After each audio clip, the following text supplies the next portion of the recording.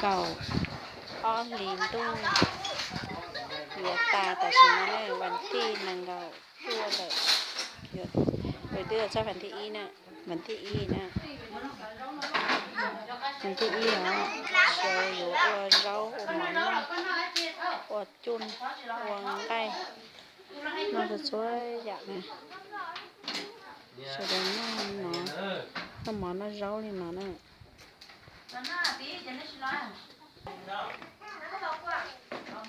nó tỏ tí hay rồi nó lên phần thi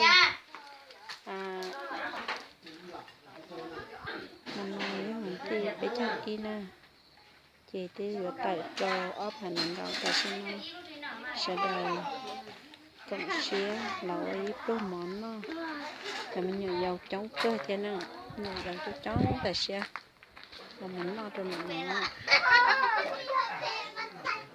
thì mình dầu cho chống tại xe nó thôi mà tí xe nó tên luôn rồi tên nó dầu cho chống tại xe nè năng nào là chống thế non dị cá cưng nó rồi rút trong này rút trong ấp hành ngồi à? Chào. Chúng ta cho cổ chua thôi á. Chỉ tầm mò để ấp hành ngồi. Giờ lần tiền nó phải ấp hành lên tổ dây chơi ít chỉ rồi mà sợ nó là thi.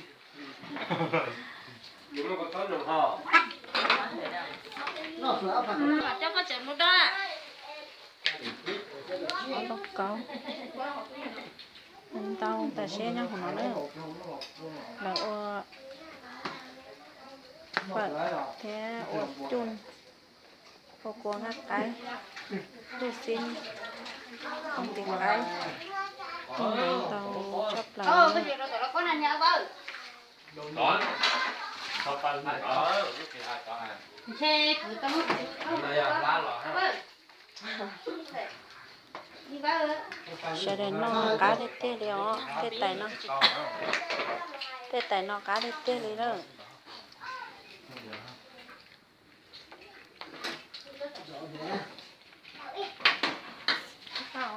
Là tôi dầm được. Để cho nhà hay là cho lỡ gì sao?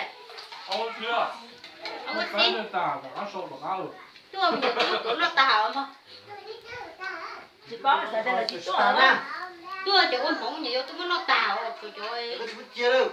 Tôi có chưa? Chụp nó nè. Tôi. Tưởng nó dùng bỏ à? Đâu thì chịu. Rồi cho ấy chỉ tao tuổi sao cho tuổi nó tào.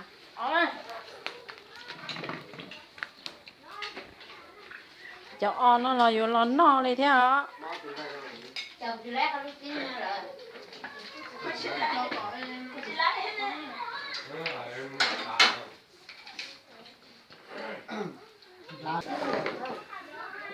Con câu á.